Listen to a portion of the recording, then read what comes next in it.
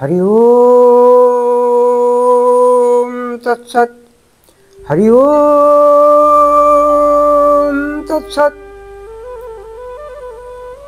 वंदे श्रीगुरु श्रीयुत पदकमलं श्रीगुरून् वैष्णवांश्च श्रीरूपं साग्रजातं सहगण रघुनाथान्वितं तं सजीवम्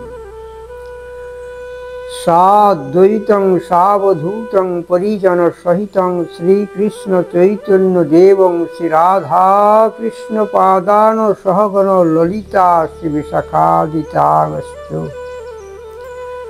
वाञ्छाकल्पतरुभ्यश्च कृपा सिन्धुएव च पतितानां पावनेभ्यो वैष्णवेभ्यो नमो नमः। चेतदर्पणमार्चनं भवमहादावाग्निर्वापनं श्रेयकैरवचन्द्रिकावितरणं विद्यावधूजीवनम् आनन्दं बुद्धिवर्धनं पूर्णामृतसाधनं सर्वात्मसमर्पणं परं विजयते श्रीकृष्णसङ्कीर्तनम्।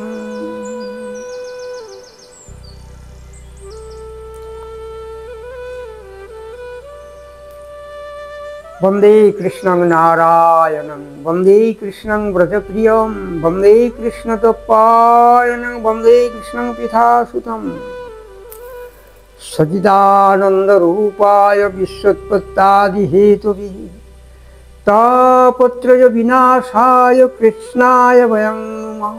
अजानुलम्बितभुजौ कनकावदातै संकीर्तन पितरों कमलायताक्षों विश्वम्भर द्विजवर जुगधर्मपालों वंदे जगत्प्रियकरों करुणावतारों वंदे श्रीकृष्ण चैतन्य नित्यानंद अद्वैतै गौरद्वै पुष्पवन्तै नित्यै शुद्धैतामनुदै पंचतत्त्वात्मकं कृष्ण भक्त रूप स्वरूपकं भक्तावतारं भक्ताख्यं नमामि भक्त शक्तिकं। हे कृष्ण करुणा सिंधो दीनबंधु जगत्पते गोपेश गोपिका कांतो राधा कांतो नमोस्तुते। तप्त कंचन गौरांगी राधे वृंदावनेश्वरी विशोभानुसुतां देवी तं नमामि हरिप्रिये।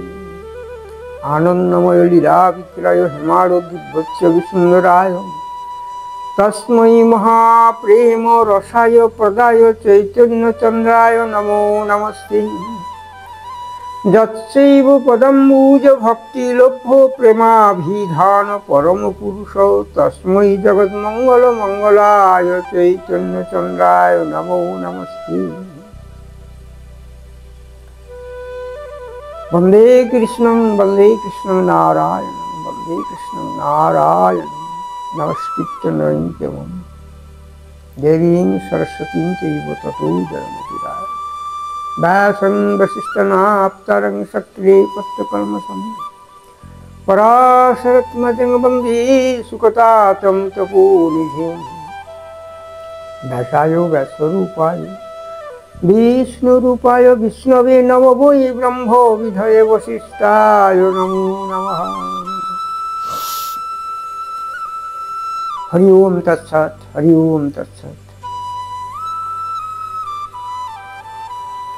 सत्य साधन मानव धर्म आज हमारे आस्वादनीय विषय प्रसन्नता।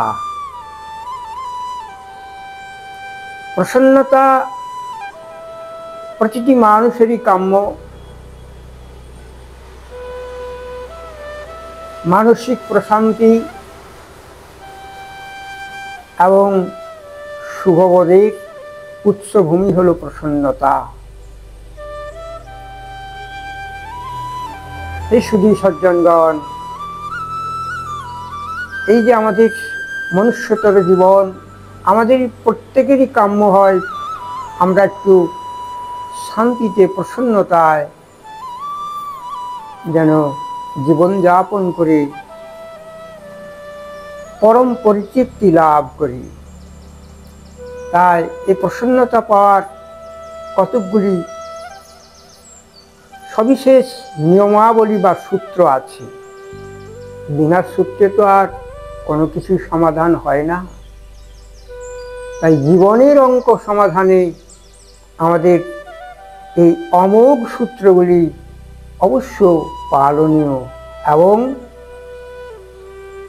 অতি যত্ন সহকারে এই সমস্ত নিয়মাবলী যদি আমরা অনুধাবন করি, তাহলে সেই জীবনটি হবে ঠিক যেন সূত্র সমাধানে অঙ্কের সবিশেষ উত্তর পাওয়া যায়। জীবনেরও তদ্রূপ এক শুভ সমাধানযোগ্য আত্মচৈতন্য স্বরূপে স্থিত থেকে প্রশান্তিরূপ উত্তর মিলবেই মিলবে। এই যে প্রশান্তি, এই প্রশান্তির মূল চাবিকাঠি, সেগুলি আমি একের পর এক ক্রমান্বয়ে বর্ণনা করছি। আপনারা নির্দিষ্ট চিত্তে একান্ত মননে আত্মচৈতন্যে স্থিত থেকে গভীর মনোনিবেশের দ্বারা নিজের জীবনকে বিকশিত করুন। উৎফুল্ল করে আনন্দময় জীবনযাপনের উৎসগুলিকে অনুধাবন করার চেষ্টা যত্নে উদ্যোগী হন। তাই প্রথমে বলা হয়েছে মানসিক প্রশান্তি এবং পরিতৃপ্তির জন্য, প্রসন্নতা প্রাপ্তির জন্য আমাদের এই সমস্ত প্রবৃত্তির এক অনন্য সুলভ ভাব চৈতন্যে স্থিত থাকার দিব্য ভূমিতে আগ্রহ হতে হবে। অন্যথায় কলিত কলহত জীব আমরা, আমাদের মন নিয়তই চঞ্চল, আমাদের আত্মতুষ্টি বড়ই দুর্লভ হয়ে পড়েছে। এজন্য আমাদেরকে নিয়তই সচেষ্ট থাকতে হবে, যেন আমাদের বাইরের কোনো প্রলোভন, বাইরের কোনো অশুভ শক্তি আমাদের মনকে চঞ্চল বা বিচলিত না করে। এজন্য ধীর স্থির গাম্ভীর্যপূর্ণ এক সত্যনিষ্ঠ দৃঢ় প্রত্যয়ী আত্মসচেতন এবং পারস্পরিক সম্বন্ধকে সুদৃঢ় করার অভ্যাস যোগে আমাদের জীবনের অসৎ প্রবৃত্তিগুলোকে তাড়িয়ে দিতে হবে, বিদূরিত করতে হবে। এইটি হচ্ছে আমাদের সংসার সমরাঙ্গনের চরম যুদ্ধক্ষেত্র। এই যুদ্ধে যারা জয়ী হতে পেরে যাবেন, তারাই এই মনুষ্যতর জীবনকে সার্থক করে পরমাত্ম চৈতন্যে স্থিত হয়ে দিব্য জীবন লাভে সমর্থ হবেন। এগুলি একেবারে সাধারণ কথা নয়। এর মধ্যে আপনাকে এক অসাধারণ দিব্য ভাবনার মধ্যে নিজের হৃদয়কে পরিমার্জিত করতে হবে। প্রসন্নতা শব্দটির বিন্যাস করলে দেখা যাচ্ছে প্র স দুটি দন্তন্য এবং তয়া, প্রসন্নতা অর্থাৎ প্র দিয়ে হচ্ছে আমাদের প্রবৃত্তির নির্মলতা আনতে হবে। আমরা যেন দুষ্প্রবৃত্তির অশুভ শক্তির শিকার হয়ে না পড়ি। আমাদের প্র অর্থাৎ প্রতিক্ষণে প্রতিনিয়তই আমরা যেন সজাগ আত্মচৈতন্যের দৃষ্টিকে দূরদর্শিতার মধ্য দিয়ে নিজের জীবনকে পরিপুষ্টি নিত্য ধামে উপনীত হওয়ার প্রয়াসে ব্রতী হতে পারি। এই জীবন এক ব্রতচারীর জীবন, মনুষ্যতর জীবন, অতি উৎকৃষ্ট জীবন। আমরা নিকৃষ্ট ভাবনায় ভাবিত হই যখন, আমাদের মন যখন লোভ, হিংসা, পরশ্রীকাতরতা এবং অপসংস্কৃতির হাত ধরে আমরা নিজের আত্মস্থিত চৈতন্য জ্ঞানকে ভুলে যায়, মায়ার আবেশ আমাদের ক্ষণ অন্ধকারে ঢেকে দেয়, তখন আমাদের মন এতই উতলা চঞ্চল হয়ে যায়, আমরা আর ভাবি পরিণাম চিন্তা করার ক্ষমতাটুকু হারিয়ে ফেলি। এজন্য প্রয়োজন হল দন্তস্ব, অর্থাৎ আমরা যেন সত্য অনুসরণের ব্রতচারণা করতে পারি। সত্যই ভগবান, সত্য শিব ও সুন্দর, সত্যই পরমার্থ।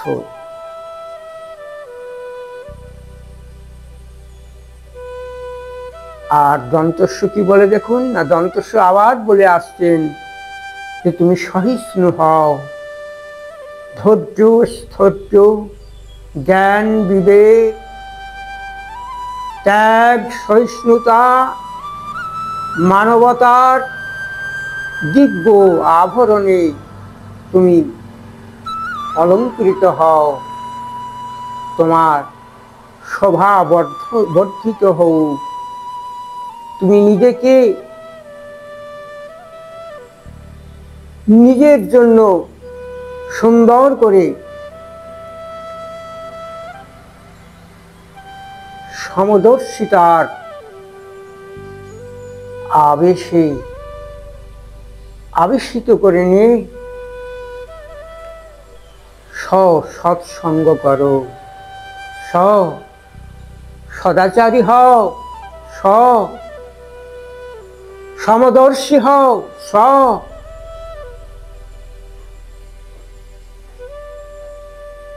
সমবিভাবহারে পরস্পরের প্রতি প্রীতি সৌহার্দ্য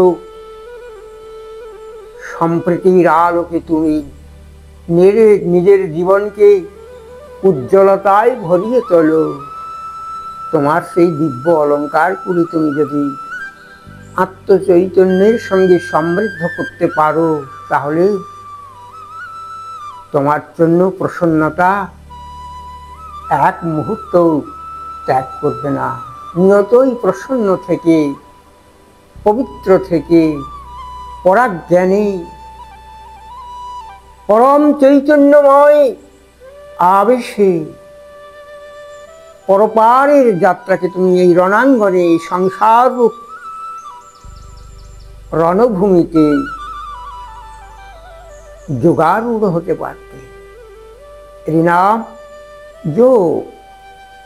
একটা মালিকায় যেমন অনেকগুলো মালা গ্রথিত হয়, তদ্রূপ আমাদের নানা জাতি, নানা বর্ণ, নানা ধর্ম, নানা ভাষা, নানা ব্যবধানের দিব্য ভাব সমন্বিত হয়ে রয়েছে। আর সেই ভাবগুলোকে আমরা যেন মার্জিত করে ভাব আবেশে ভাবময় জগতে অনুগামী হতে পারি। এর থেকে আসে স্থায়ী প্রসন্নতা, আসে মনঃসিদ্ধি, আসে লোভ হিংসাকে জয় করার প্রবল পরাক্রম। এই জন্যই তো মানুষ জীবন, এই জন্যই মানব জীবনের সার্থকতা, এই জন্যই সবার উপরে মানুষ সত্য, তাহার উপরে নাই। জাগো, জাগো জাগো রে, জাগো জাগো মানুষ ভাই। এবার আমি বলি দন্তন্য আর দন্তন্য, দুটো দন্তন্য আছে। একটা দন্তন্য কি বলে, তুমি নবজন্ম লাভ করো, তুমি দ্বিজত্বে তোমার চৈতন্য জ্ঞান সমুদয় তোমাকে অলঙ্কৃত করুক। একটা পাখি প্রথমত ডিম্বের প্রসব করে, আবার সেই ডিম্বকে তা দিয়ে ডিম্ব থেকে প্রস্ফুটিত হয় এক শাবক, ওর জন্ম হলো আরেকবার, ওকে বলা হয় দ্বিজ। আমাদের মনুষ্য জাতিরও শুভ সংস্কারের দ্বারা আবার আমরা জন্ম পরিগ্রহ করি। আমাদের নবনিত্য চৈতন্য ভাবের উদয় হয়ে থাকে, তখন আমরা সেই গুরুর পাঠশালায় নিত্য নৈমিত্তিক ভাব সংস্কারের পথে এই অনিত্য দেহরূপী হৃদি ভাণ্ডারকে নিত্য জ্ঞানের আবেশে পরিমার্জিত করে প্রসন্নতার দ্বার উদ্ঘাটন করতে পারি। এই নাম মানব জীবন, মানব ধর্ম। আবার ফিরে আসি, আরেকটি দন্তন্য সংলগ্ন আছে এর মধ্যে, সন্নিবিষ্ট আছে এর মধ্যে। এই দন্তন্য কি বলে? এই দন্তন্য বলে, গো নয়ন মেলে চাহিয়া দেখো এ বিশ্বভুবন, এ তোমার মধুময় ভাব চৈতন্যের শ্রীঅঙ্গন। এটি লীলাভূমি, ভগবান তার অনন্ত লীলায় প্রকটিত, যত জীব তত শিব, জীবের মধ্যে তিনি বিরাজ করছেন। তাই আমাদের নয়ন যেন অশুভ দর্শন না করে, শুভ দর্শনে মগ্ন থাকে, শুভ চিন্তনে, সুশীল চরিত্রকে গঠনের জন্য সদাই প্রলুব্ধ চিত্ত থাকে। শুভ্র বস্ত্রে মসি বিন্দু, এ তো বড় গভীর তত্ত্ব সমন্বয়ী কথা। একটা শ্বেত বস্ত্রের উপর যদি এক বিন্দু কালো দাগ থাকে, মনে হবে যেন দূর থেকে ওই বস্ত্রটির মধ্যে একটা বিশেষ ছায়াপাত হয়েছে। তার অর্থ আমাদের চরিত্র, আমাদের নির্মলতা, আমাদের ভাব আবেশ যেন কখনোই মলিন না হয়। সেজন্য আমাদের নয়নে নিত্য নব চৈতন্য জ্ঞানী ভাবোদয় হোক। আবার ফিরে আসছি আরেকটি বর্ণে, তা হলো তয় আকার। তা, এই তার শব্দটি কি বলে জানেন? এই তার শব্দটি বলে, তুমি তাল ছন্দ নিয়ে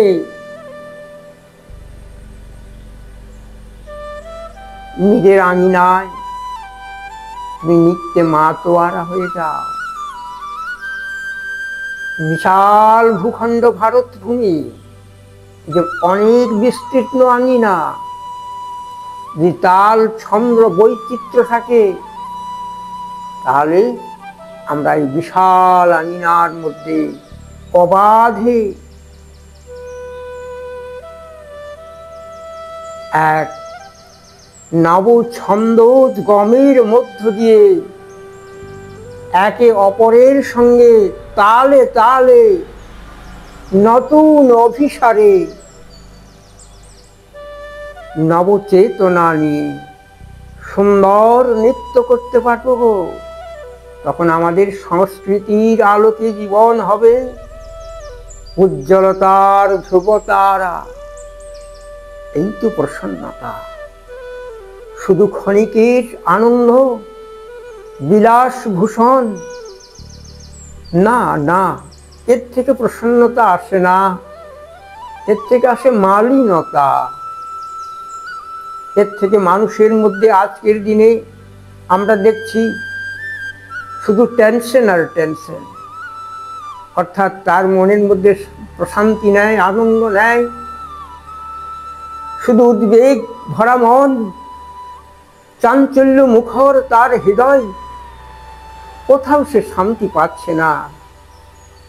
তাই তো মানুষ চায় যে ধন সম্পদের ঊর্ধ্বে আর এক পরম সম্পদ রয়েছে, তা হল ঈশ্বরের কৃপাধন্য সেই প্রশান্তি নামক মনের ঐকান্তিক আবহ। এই জন্য আমাদের মনকে নিয়তই সুপথের অনুসন্ধান করতে হবে। পথ বড় পিচ্ছিল। আজকের দিনে দেখছেন তো কত রকম দুর্ঘটনা, অ্যাক্সিডেন্ট, আত্মহনন, কত অশ্লীল আচরণ সমাজকে আজ বিধ্বস্ত করেছে। এই বিধ্বস্তের বিশাল এক দূষণ, বিশাল এক ঠিক ক্যান্সারের মতো ঘা আমাদের এই সমাজরূপী দেহটাকে নিয়তই কুড়ে কুড়ে খাচ্ছে। আর আমরা সেই রকম একজন অভিভাবক বোধদের কাছে পৌঁছতে পারছি না যে আমাদের সুন্দর থেকে সুন্দরতম এক নির্মল পথের সন্ধান দেবে। ওগো প্রিয় দেশবাসী, আমাদের সেই আজ একান্ত দিন আসছে, আমরা যেন আমাদেরকে বিপদে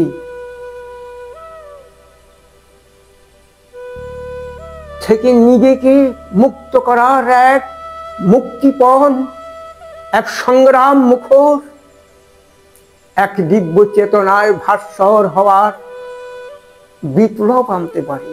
তা হলো শিক্ষা বিপ্লব। আমাদের শিক্ষা চেতনার মধ্যে অনেকখানি মালিন্য আজ আমাদের ঢেকে দিয়েছে, তারই দুষ্পরিণাম আমরা আজ ভোগ করছি। সমাজের এই অবমূল্যায়ন, সমাজের এই অবগতি। আসুন আমরা আমাদের জীবনকে ধন্য করার এক যজ্ঞময় ভাবনার ভাবোদয় ঘটিয়ে এই যজ্ঞভূমিতে ভূভারতের অঙ্গনে এক নবযুগের সূচনা করি। সে যুগ, হ্যাঁ, সে এই কলিযুগ, কিন্তু সে কলি এই কলি নয়। সেই কলিতেই ফুটবে ফুল, সুগন্ধ সুবাসের উন্মাদনায় আমরা নিজেদের হৃদয়ের পঞ্জরে সেই ফুল ফোটাবো, আর সেই ফুল দিয়ে পরম আরাধ্য পরমার্থ শক্তির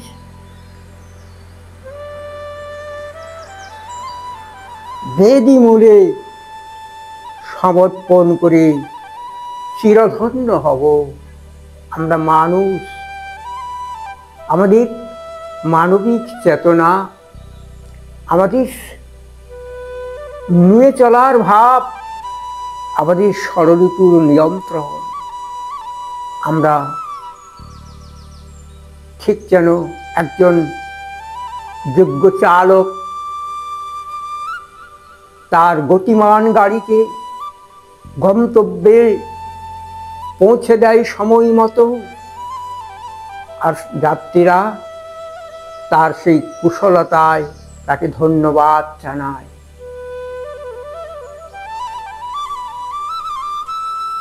এই প্রসন্নতা সবার হৃদয়ে জেগে উঠুক, সকলেই শুভ কামনায় নিজ নিজ জীবনের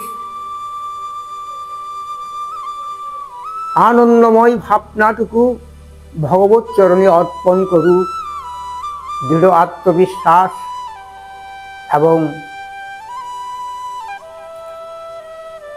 শুভ অভিজ্ঞানের মধ্য দিয়ে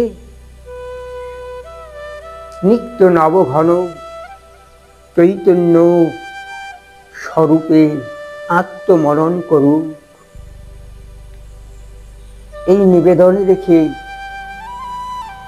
অবশেষে বলি, আসুন আমরা একটা কাব্য রসের ভাণ্ডার থেকে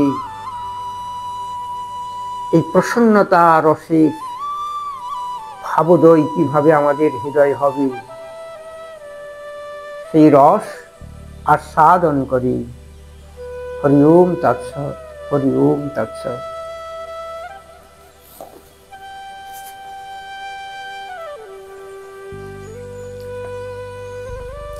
প্রসন্নতার 4টি সোপান, তা হল বাক সংযম, আহার শুদ্ধিকরণ, নিয়মিত যোগাভ্যাস, বিনম্রতা তথা বিলাস বর্জন ও নিজের পূর্ব প্রবৃত্তিকে ত্যাগ করা। এই সোপান আমাদেরকে নিত্য নৈমিত্তিক সুন্দর সার্থক জীবনের এক পূর্ণানন্দময় অভিসারের পথে নিয়ে যাবে। এজন্য একের পর এক পরবর্তী পর্বে এই চ্যানেলে আপনারা শ্রবণ করতে পারবেন আমাদের বাক সংযমের কৌশল, আমাদের আহার শুদ্ধিকরণ, আমাদের নিয়মিত যোগাভ্যাসের প্রক্রিয়া এবং নানান সমস্ত অবগুণকে অপসারণ করার দিব্য ভাবনার সমুদয়। তবে হ্যাঁ, এই চ্যানেলটি যেন বেঁচে থাকে সেজন্য আপনারা সকলে সাবস্ক্রাইব করবেন এবং শেয়ার করবেন। তার থেকে আমাদের পারস্পরিক সম্বন্ধটা বিশ্বায়নের পথ দিয়ে হাঁটবে।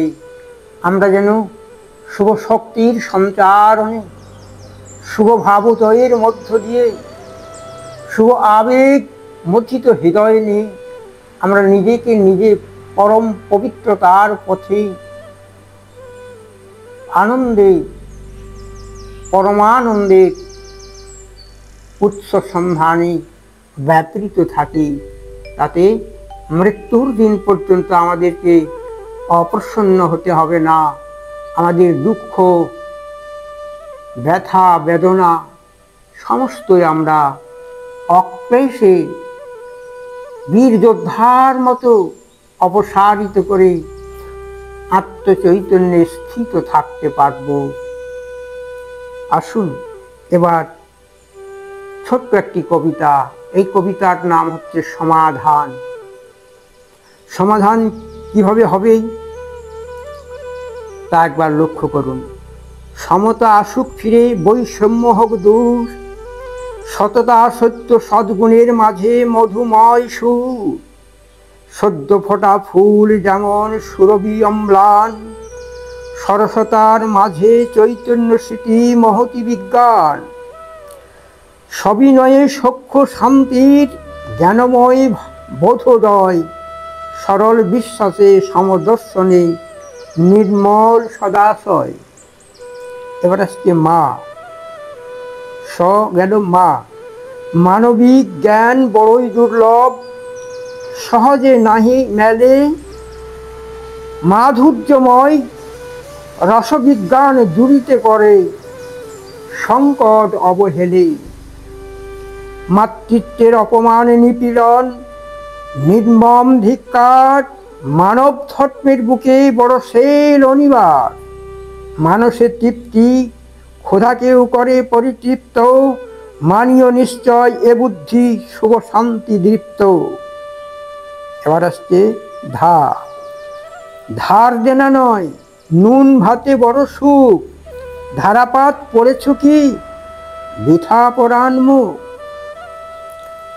ধাবিও মনে সাদিও মনের স্বাদ, সুধা সিঞ্চিত হৃদয় মাঝে নিষ্পাপ সেই প্রাণ। ধাবিত হও পরমানন্দ স্রোতে, সেই তো আসল সমাধান। এবার আসছে দন্তন্য। নরজন্ম অতি দুর্লভ, কর অন্যের আনন্দ দান। নরনারায়ণের সেবা সুখে দিতে হও সদা আগুয়ান। এ হচ্ছে আমাদের সমাধানের পথ, অর্থাৎ নরনারায়ণের সেবা আমাদের কাছে পরমেশ্বরের সেবা। দুঃখ দারিদ্র্য নিপীড়িত অসহায় জনের প্রতি আমাদের সমবেদনা, আমাদের নিজের প্রভূত অর্থ সম্পদ যদি থাকে তার থেকে অপরের দুঃখ লাঘব করার জন্য যদি একটুখানি হস্ত প্রসারিত করি, তাহলে হাত দুটো হয়ে যাবে পরম শক্তিমান। এই হাত আমাদের শক্ত করতে হবে। হাতকে দুর্বল করলে না আর হাতিয়ার ধরা যাবে না। তাই হাতের সর্বোচ্চ হাতিয়ার ভগবানের আশীর্বাদ, দান পুণ্য, সেবা তুষ্টি এবং শিক্ষার উন্নয়ন। शिक्षा ही जीवन, शिक्षा ही जीवन की ज्योति है। मैं ये एक अति आश्चर्य आर्ट दिखलाऊंगा कभी न कभी, जो शिक्षा ही जीवन की ज्योति, ये सारे अक्षर मिलाकर एक पूर्णांग मानव रूप का समन्वय से हमें हमारे आत्मदृष्टि को बिखराकर हर एक पार्ट्स को, देह के भीतर जो पार्ट्स है, मुख्य पार्ट्स को हम दर्शाएंगे आर्ट के द्वारा। मैं आर्ट भी करता हूँ, कविता भी लिखता हूँ, और शिक्षा ही जीवन की ज्योति है, ये मेरा तप है, ये मेरा जीवन की सर्वोच्च व्रत है। हरि ओम तत्सत, ओम तत्सत, ओम शुभ शांति।